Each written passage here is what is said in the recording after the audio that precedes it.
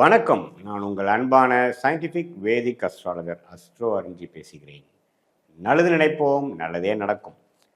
இப்போ பார்த்தீங்கன்னா, நம்மளுடைய வீடியோஸ் எல்லாம் அறிவியல் சார்ந்த ஜோதிட கருத்துக்களாக பார்த்து கொண்டிருக்கிறோம். சயின்டிஃபிக் வேதிக் அஸ்ட்ராலஜி முறையில் ஒரு கிரகமும் ஒரு கோச்சார அமைப்பில் ராசிக்கு எந்த இடத்துல வந்தால் எது மாதிரி ஒரு தாக்கத்தை கொடுக்கும். அது ஆண்டு கிரகமாக இருந்தாலும் சரி, மாத கிரகமாக இருந்தாலும் சரி, ஒருங்கிணைத்து பார்க்கும் பொழுது எது மாதிரி ஒரு தாக்கத்தை கொடுக்குது. ஏன்னா ராசி தான் பார்த்தீங்கன்னா உங்கள் மனசை குறிக்கக்கூடிய மனோகாரனை குறிக்கக்கூடிய ஒரு அமைப்பு. ஸோ அந்த ராசிக்கு குரு, ராகு, கேது, சனி போன்ற கிரகங்கள் வந்து இத்தனாவது இடம் இந்த மாதிரி பக்கத்தில் வரும் பொழுது ஒரு இடத்துக்கும் வரும் பொழுது எது மாதிரி தாக்கத்தை கொடுத்து எது மாதிரி வாழ்க்கை சம்பவங்களை அமைத்து கொடுக்க போகிறது அப்படிங்கிறத நம்ம துல்லியமாக சயின்டிஃபிக் வேதிக் அஸ்ட்ராலஜி முறையில் ஒளி தத்துவ முறையாக நம்ம பார்த்து கொண்டிருக்கிறோம். மேஷ ராசிக்காரர்களுக்கு ஆகஸ்ட் மாதம் 2025 எத்தகைய ஒரு மாதமாக வரப்போகிறது, அமையப்போகிறதுங்கிறது நம்ம பார்க்க போகிறோம். அதுக்கு முன்னாடி நம்ம சேனல் ஃபஸ்ட் டைம் வரவங்க மறக்காமல் சப்ஸ்கிரைப் பண்ணுங்கள். ஸோ தொடர்ந்து நம்மளுடைய சேனலில் வரக்கூடிய வீடியோஸ்லாம் உங்களை வந்து அடையும். இப்போ பார்த்தீங்கன்னா மேஷ ராசிக்காரர்களுக்கு ஆண்டு கிரகத்தோட அமைப்பு எப்படி இருக்குன்னா, 7 நாட் சனி ஸ்டார்ட் ஆகி ஒரு 4-5 மாதம் ஆச்சு. ஸோ விரய சனி என்று சொல்லப்படுகிற 7 நாட்டு சனியோட முதல் பகுதி என்று சொல்லப்படுகிற விரய சனி மார்ச் 29, 2022 ஏப்ரல், மே, ஜூன் 3 மாதமாக உங்களுக்கு விரய சனி நடந்து கொண்டிருக்கும் பொழுது விரயங்களுக்கு குறைவு இருக்காது. சில நல்ல ஜாதக அமைப்புகள், தசாபுக்திகள் போய்கொண்டிருக்கிற மேஷராசிக்காரர்களுக்கு ஒரு சுப விரயங்கள், ஒரு இன்வெஸ்ட்மெண்ட், ஒரு வீடு, இடம், வண்டி, வாகனம், தாயார், இது மாதிரி சில தேவையான சில விஷயத்துக்காக செலவு பண்ணுறது, அது மாதிரி விஷயங்கள்லாம் கொடுக்கக்கூடிய அமைப்பு தான் வந்து விரய சனி. நிறைய பேருக்கு ட்ராவலிங் கொடுக்கும், அலைச்சல்கள் கொடுக்கும், வீண் விரயங்கள் கொடுக்கும். அது மாதிரி விஷயங்கள் வந்து கொடுக்காமிக்கும். வாழ்க்கையில் அடுத்த கட்ட நடவடிக்கைகளுக்கு நோக்கி நம்ம போகிறோம்னு அர்த்தம். வரக்கூடிய வருமானம் ஒரு பக்கம் போய் செலவுகளாகவும், அது சுப செலவுகளாகவும் இருக்கலாம், தேவையில்லாத செலவுகளாகவும் இருக்கலாம். தசாபுக்திகள் பொறுத்து அப்படி அமையும். அதே சமயத்தில் குரு 3ஆம் இடத்திலிருந்து 7ஆம் இடம் என்று சொல்லப்படுகிற திருமணஸ்தானம், நண்பர்கள் ஸ்தானம், பங்குதாரர் ஸ்தானத்தை பார்க்கிறார். 5ஆம் பார்வையாக பாக்கியஸ்தானத்தை பார்க்கிறார். அதே சமயத்தில் லாபஸ்தானம் என்று சொல்லப்படுகிற 11ஆம் பாவத்தில் இருக்கக்கூடிய ராகுவை பார்க்கிறார். அது ராகு திசை நடக்கக்கூடிய மேஷராசிக்காரருக்கு அற்புதமான பலனை கொடுக்கக்கூடிய அமைப்பு இருக்கு. ராகு புக்தி நடக்கிறவங்களுக்கு நல்லா இருக்கும். அதே சமயத்தில் குரு 3ஆம் இடத்திலிருந்து இது மாதிரி ஒரு அமைப்பு பண்ணுறது வந்து நல்ல ஒரு அமைப்பு. ஸோ ஒரு பக்கம் விரயங்கள் இருந்தாலும் ஒரு பக்கம் நல்ல உத்வேகமான ஒரு டெவலப்மெண்ட்டு, கான்ட்ராக்ட்ஸு, நியூ பிஸ்னஸஸ்ஸு, நியூ ப்ரோக்ரஸ்ஸு, வாழ்க்கை நல்லா கொஞ்சம் சீராக, ரிலேஷன்ஷிப்பு, எல்லா விஷயமும் நல்லாயிருக்கும். திருமண தடைகள் இருக்கிறவங்களுக்கு திருமண தடைகள் நீங்கி திருமணம் அமையும். குழந்தைகளை எதிர்பார்க்குறவங்களுக்கு குழந்தை பேர் கிடைக்கும். இளைய சகோதரர்களுக்குள்ளே இருக்கக்கூடிய பிணைகள்லாம் போய் ஓரளவுக்கு நல்லா இருக்கும். முயற்சி அருமையாக இருக்கும்.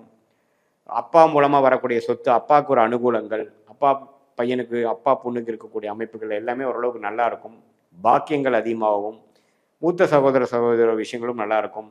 லாபங்கள் பெறக்கூடிய அமைப்புகளாக இருக்கும். ஸோ ஓரளவுக்கு குருவின் சஞ்சாரம் அருமையாக இருக்கிறது ஆகஸ்ட் மாதம் 2025. ஸோ எந்த விதத்துலையும் ஆண்டு கிரகத்தின் பயிற்சி ஆகஸ்ட் மாதம் இல்லை, அதனால் அதுவும் தப்பு இல்லை.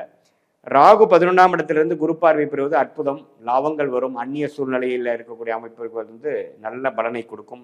அந்நியர்களால் பெனிஃபிட் வரும். வெளிநாடு பிராணங்கள் மிகவும் அருமையாக அமையும். லாபங்கள் இதுவரைக்கும் நீங்கள் சுப முதலீடுகள் செய்ததுக்கு வந்து லாபங்கள் பெறக்கூடிய, எடுக்கக்கூடிய அமைப்பு நல்லா வரும். அதே சமயத்தில் 5ஆம் இடத்துல கேது இருக்கிறது. குழந்தைகளுக்காக சில மெனக்கெடுதல், குழந்தைகளுக்காக சில செலவு செய்வதல், அவர்களை வாழ்க்கையில் செட்டில் பண்ணுவதற்காக சில முயற்சிகளும் ஃபோக்கஸும் பண்ணக்கூடிய அமைப்புகள் கண்டிப்பாக இருக்கிறது.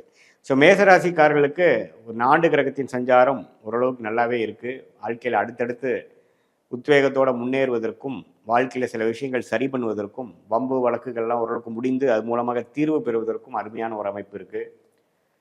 கொஞ்சம் டிரான்சிஷனரியான டைம் தான். ஏன்னா 7 நாட் சனி ஸ்டார்ட் ஆயிடுச்சு. சில விஷயங்கள் இப்போ ஸ்டார்ட் ஆகிறது பார்த்திங்கன்னா, அடுத்து வரக்கூடிய ஜென்ம சனி 2027-28 பீக்குக்கு வந்து அது வந்து வேறு மாறி நல்லாவே வாழ்க்கையில் அடுத்த லெவல் ஆஃப் ஸ்டேட்டஸ், அடுத்த லெவல் ஆஃப் ப்ரொஃபைலுக்கு மாறுவதற்கு இப்போ நடக்கக்கூடிய அமைப்பு வந்து ஒரு மூல காரணமாக, ஃபவுண்டேஷனாக அமையும். இப்போ மாத கிரகம் என்று சொல்லப்படுகிற ராசி அதிபதி செவ்வாயே பார்த்தீங்கன்னா மாதம் முழுவதுமே 6ஆம் இடத்துல இருக்கார். ஸோ 6ஆம் இடத்துல இருந்து 7ஆம் பார்வையாக, 8ஆம் பார்வையாக ராசியை பார்க்கிறார். அதே சமயத்தில் சனியாலும் கொஞ்சம் பார்க்கப்படுகிறார். ஸோ எப்போ வந்து சனியால் பார்க்கப்படுகிற மேஷராசிக்காரர்களோட அதிபதி சனிங்கிறப்போ, செவ்வாய்ங்கிறப்போ கொஞ்சம் ஸ்ட்ரெஸ் இருக்க தான் செய்யும் ஏப்ரலில். சில விஷயங்கள் நீங்கள் எதிர்பார்க்குறதுக்கு வந்து தீர்வு கிடைக்காமல், ஒரு ஆன்சர் கிடைக்காமல், மதில் மேலே இருக்கக்கூடிய பூனை போல கொஞ்சம் சில விஷயங்கள் கொஞ்சம் இருக்க தான் செய்யும். முழுமையாக உங்களுக்கு ஆகஸ்ட் மாதத்துக்குள்ள முழுவு அடையாது. ஏன்னா சனியின் பார்வை பெறுகிறார் ராசி அதிபதி செவ்வாய். அது 6ஆம் இடம் என்று சொல்லப்படுகிற வம்பு, வழக்கு, ருணச்சத்ரு விஷயங்கள், உடல் உபாதைகள், கொஞ்சம் குடுக்கல் வாங்கல், அது மாதிரி விஷயத்துல கொஞ்சம் கேர்ஃபுல்லாக இருக்கணும் அப்படிங்கிறது நம்ம தெரிஞ்சுக்கணும். அதே சமயத்தில் சுக்கிரன் சூரியன்லாம் பார்த்தீங்கன்னா ஒரு ஆகஸ்ட் 17 அப்படி தான் சூரியன் பாருங்கள் 3ஆம் இடத்துலேருந்து 4ஆம் இடத்துக்கு வராரு. ஸோ இடம் சார்ந்த விஷயங்கள், தாயார் சார்ந்த விஷயத்தில் ராஜயோகாதிபதி சூரியனே வருவது நல்ல விஷயம். ஸோ ஓரளவுக்கு நல்லா இருக்குது. சுக்கிரனும் பார்த்தீங்கன்னா ஒரு 21ஆம் தேதிக்கு அப்புறம் 4ஆம் இடத்துக்கு வந்து வீடு, இடம், வண்டி, வாகனம், தாயார் போன்ற விஷயத்தில் கொஞ்சம் நல்ல பெனிஃபிட்ஸு, கொஞ்சம் ஒரு மாதிரியான பாசிட்டிவான ரிசல்ட்ஸ்லாம் கிடைக்கக்கூடிய அமைப்பு, தொழிலில் கொஞ்சம் மேன்மை அடைகிறதுலாம் பார்த்தீங்கன்னா மாதத்தின் செகண்ட் ஹாஃப் கொஞ்சம் நல்லா இருக்கு. ஸோ அதை நீங்கள் தெரிஞ்சுக்கணும். புதன் பார்த்தீங்கன்னா அப்படியே தான் 4ஆம் இடத்துலேயே அதிகமாக இருக்கிறார். மாதத்தின் இறுதியில் தான் பார்த்தீங்கன்னா அவர் வந்து கடைசி நாள் தான் வந்து உங்களுக்கு 5ஆம் இடத்துக்கு போகிறார். ஸோ சுக்கிரனின் சஞ்சாரம், சூரியனின் சஞ்சாரம், புதனின் சஞ்சாரம் எல்லாமே ஓரளவுக்கு திருப்தியாக இருக்கிறது.